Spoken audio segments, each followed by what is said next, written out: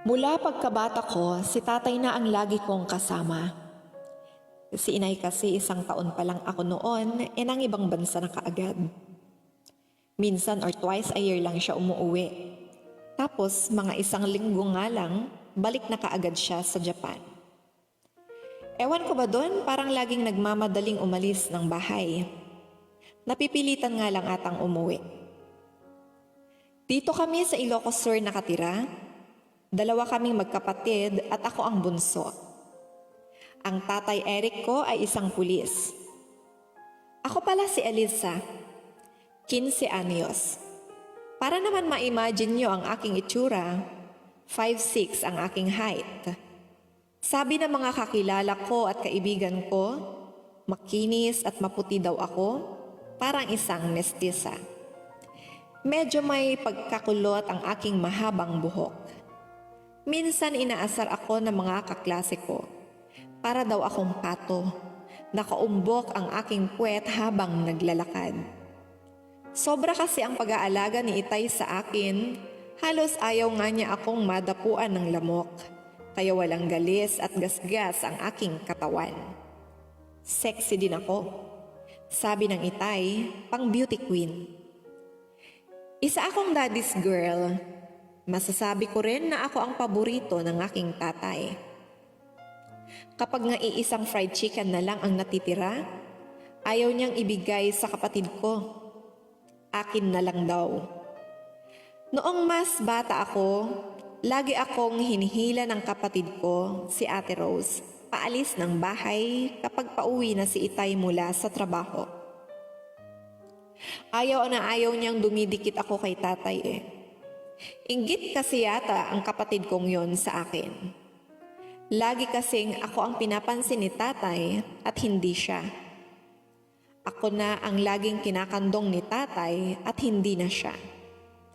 Ayaw niya na siguro kay ate. Pangit kasi ng ate kong yon. Habang kumakain kaming 3 ni na tatay at ate. O Rose, magkokolehiyo ka na sa susunod na buwan. Nakapili ka na ba ng school mo sa Manila? Ay, hindi pa po tay. Ayaw ko po sana sa Manila mag-aral. Kahit dyan na lang po ako sa bayan mag-aral para po may kasama si Elisa dito sa bahay. Tugon ni ate. Napatingin naman ako sa kanya tsaka ko siya inirapan. Napaka-plastic talaga ng kapatid kong to. Nakakainis. Biglang nagalit si Itay at pasigaw na sinabi, kapag sinabi kong sa Manila ka mag-aral, dun ka mag-aral. Huwag kang tumulad sa nanay mong ayaw makinig sa akin. Ayaw talaga akong tigilan ng ate kong to. Nakikisiksik pa rin sa amin ni tatay. Kunwari, dahil sa akin kaya ayaw niyang umalis. Pero baka nagsiselos lang siya kasi sa akin na mapupunta lahat ng atensyon ni tatay kasi aalis na siya. Pero noong bata pa kami, si Ate Rose ang paborito ng Itay. Si ate lagi ang kasama niya. Sa sobrang close nga nila, halos magkasabay na silang maligo araw-araw. Naiinggit ako noon. Minsan pa nga nasabi ko kay Itay na ako naman samahan niyang maligo pero sabi niya, wala na daw siyang oras at may trabaho pa siya. Kapag umuulan at malakas at kumikidlat, inaaya ni tatay si Ate Rose na doon na lang muna siya matulog katabi niya kasi baka natatakot daw si ate. Minsan pa nga nasabi ko na natatakot din ako pero hindi man lang nila ako pinansin. Sobrang inis ko na talaga noon kay Ate Rose. Si tatay pa rin ang nasunod kaya walang nagawa si ate kundi umalis ng bahay at mag-aral sa Maynila. Nung araw na aalis na si ate, sinabihan niya akong may siniksik daw siyang papel sa damit ko at basahin ko raw yon pero di ko siya pinansin. Sobrang saya ko nung wala na siya sa bahay at kami na lamang ng tatay ko. Sa unang araw na wala siya, sabi ng tatay ko sa akin, magpalit ka Elisa, isuot mo yung binili kong red na dress mo. Yung maikli at fitted. Kain tayo sa labas. Sabi niya sabay kindat. Sure tay. Kako. Huwag mo na akong tawaging tatay, ang corny kaya. Daddy na lang para mas sosyal. Dagdag niya, ako naman kinilig at kaagad naligo at paghahandaan ko itong date namin ng tatay, ng daddy ko. Pagkatapos kong magpalit, lumabas na ako ng kwarto at nandoon na sa labas nakihintay ang daddy ko. Sobrang matipuno rin talaga niya. Pulis ba naman kasi? Sobrang pogi niya at sa tingin pa lang alam mo nang mabango siya. Ganda ng tindig niya at ang laki ng katawan niya. Hindi yung malaki na mataba kundi mamasel at may abs. Grabe din yung ngiti niya para akong nasa langit kung nakikita ko siyang nakangiti.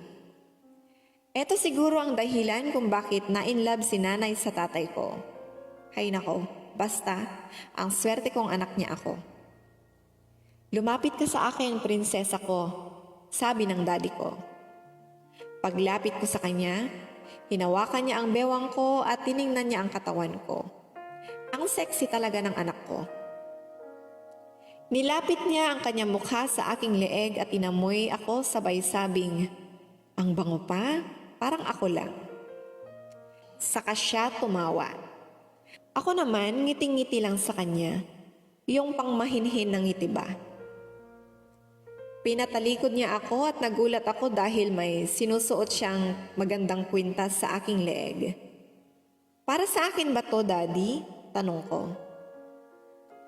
Oo anak, regalo mo yan dahil naging masunurin ka sa akin at napakabait mo. Bibigyan kita ng kahit na anong gusto mo. Basta sundin mo lang lahat ng sasabihin ko, ha? Na-excite ako at naalala ko yung magandang sandals na nakita ko sa patalastas habang nanonood ng TV kagabi. Kahit yung magandang sandals, Daddy, yung minomodel ni Andrea Brillante sa TV. Sure anak, kahit anong gusto mo, basta lahat ng sasabihin ko sa'yo gagawin mo, ha? Yay! Sabi ko sabay yakap sa kanya. Habang tumatagal, dumadami na rin ang mga batas ni Daddy sa bahay. Bawal mag-lock ng pinto sa kwarto at CR. Bawal na rin akong lumabas, dapat daw laging nasa bahay na lang. Bawal na akong mag-cellphone at makipag-usap sa nanay at mga kapatid ko, which is okay lang naman sa akin kasi di ko naman talaga sila kinakausap. Ayaw na rin niyang pumasok ako sa school para daw mas marami kaming oras na magkasama. Gustong-gusto ko naman kasi di na ako kailangang mag-math. Di ko alam kung nasasakal ba ako dito sa mga batas niya pero basta si Daddy, carry na yan. Habang naliligo ako, napansin ko wala na kaming shampoo pero ang pagkakaalala ko kahapon, madami pang laman yun Baby Elisa, wala ka bang magamit na shampoo dyan? Tanong ni Daddy. Nagulat pa ako, nasa labas na pala siya ng pinto. Wala na po Daddy Pumasok agad siya at inabot sa akin yung shampoo. Pinalo niya ang puwet ko, sabay tawa at sabing, sige maligo ka na dyan. Natatawa na rin ako at naiisip na sobrang sweet talaga ng daddy ko.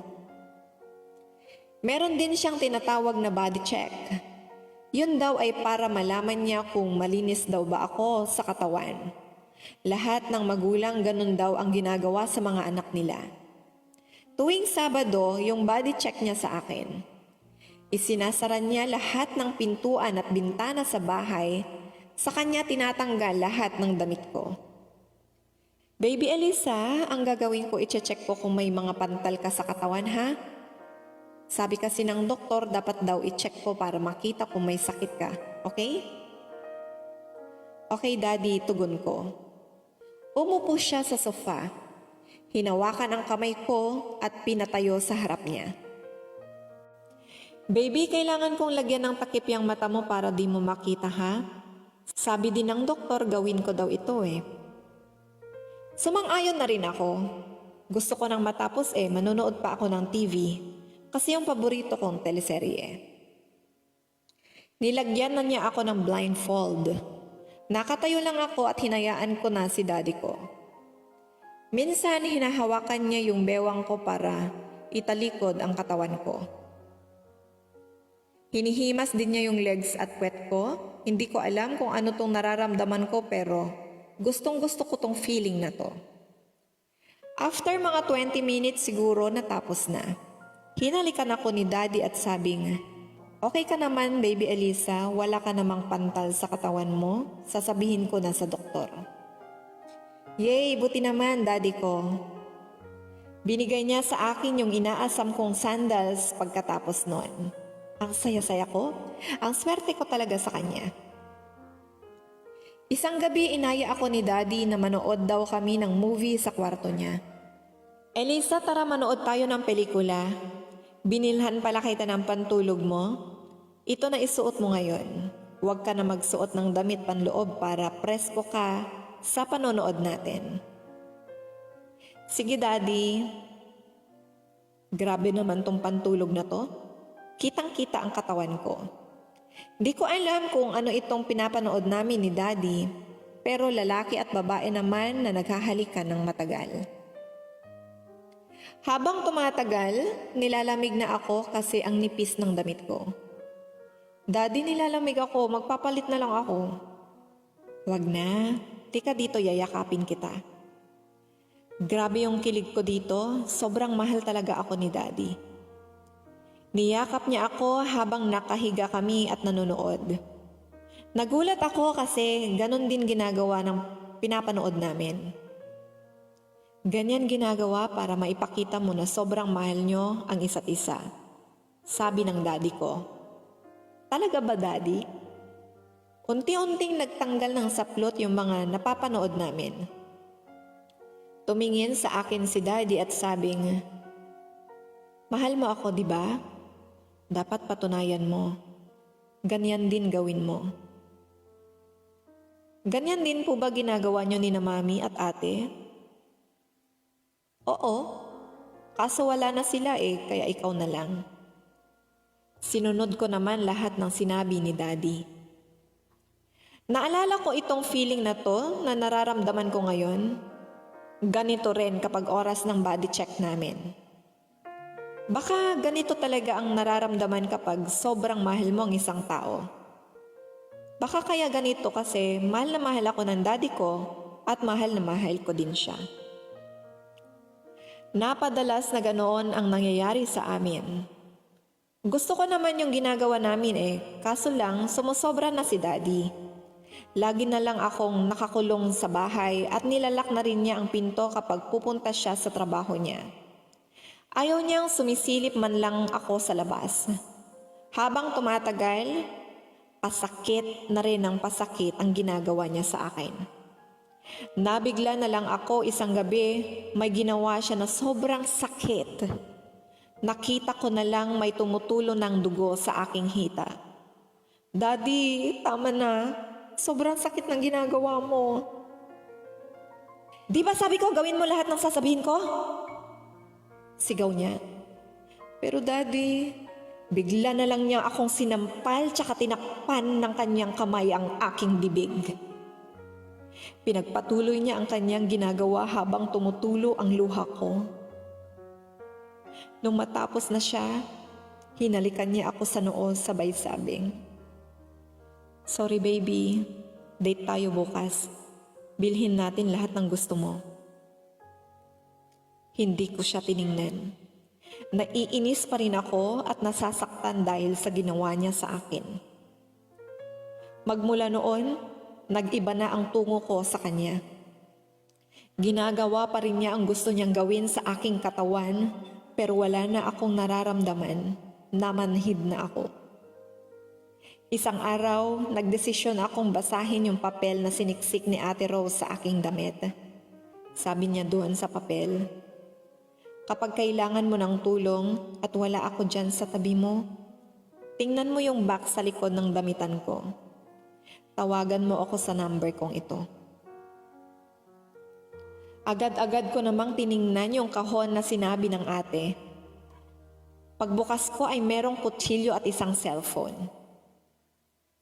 Elisa, ano yung ginagawa mo dyan? Halika dito. Sabi ni Daddy. Tinago ko agad yung box ni ate. Wala, Daddy. Sige po, pupunta na. Napagdesisyonan ko, natatakas na ako dito. Hindi ko alam kung saan ako pupunta, basta gusto ko nang umalis. Mas gugustuhin ko na lamang na magpalaboy-laboy sa kalsada kaysa manatili pa dito na para naman akong bilanggo. Parang wala akong buhay. Hinintay ko na mag-alas 2 ng madaling araw. Hindi ako natulog. Pinaghandaan ko ang gabing ito. Kinuha ko ang cellphone na bigay ni Ate Rose at tinawagan ko yung number na binigay niya, kaso di siya sumasagot. Dahan-dahan kong binuksan yung pinto pero may biglang humila sa damit ko. Saan ka pupunta? Elisa, ha? Saan ka pupunta? Sigaw ni Daddy. Halos mangiyak na ako sa takot at kaba. Magpapahangin lang po sana ako, Daddy. Hindi kasi ako makatulog. Nanginginig na tugon ko. Ganun ba? Sige, pasensya ka na. Nasasaktan ka ba sa hawak ko? Halika na, matulog ka na lang sa tabi ko. Natulog na lang ako katabi ng Daddy. Hindi ko na lang pinahalata na gusto kong tumakas mula sa kanya. Niyakap ko siya at hinagkan ang kanyang labi. Mahal na mahal kita, Daddy. Gagawin ko lahat ng gusto mo. Nasa isip ko na lang na sana malimutan niya yung nangyari kanina. Natatakot ako.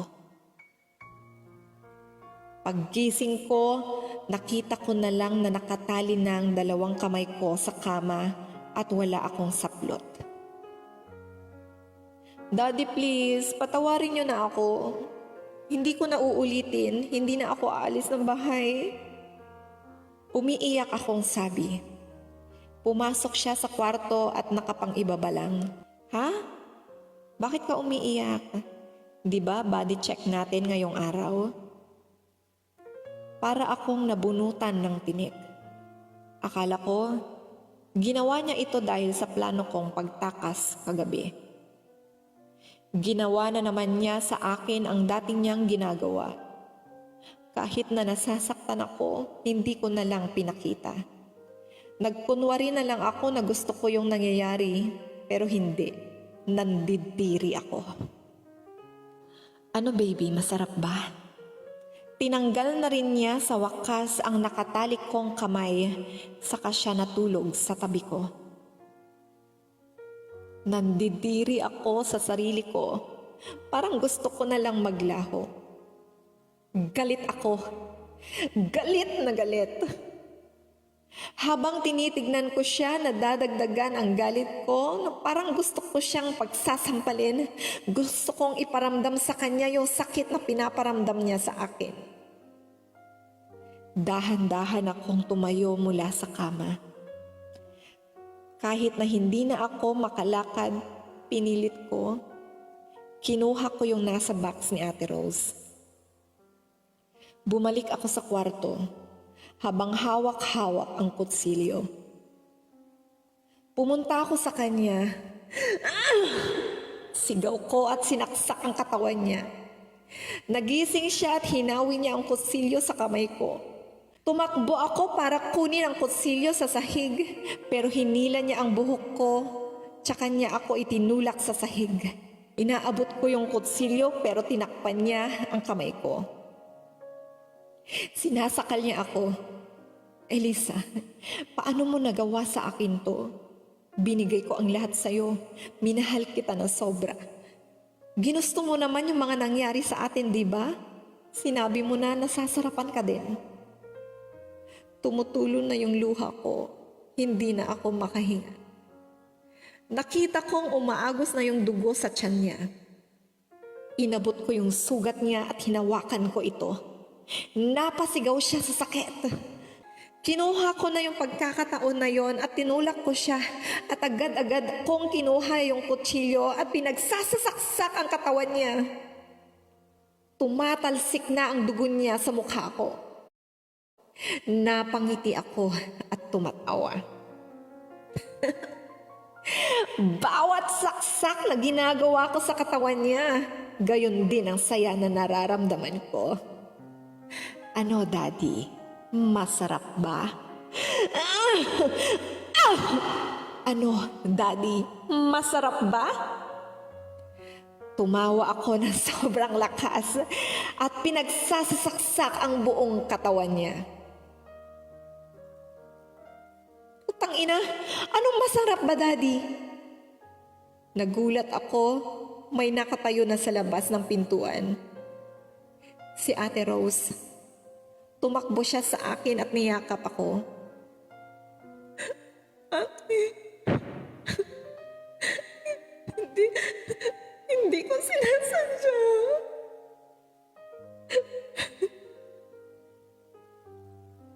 Nag-iyakan kami. Shh, okay lang yan, Elisa. Okay lang yan.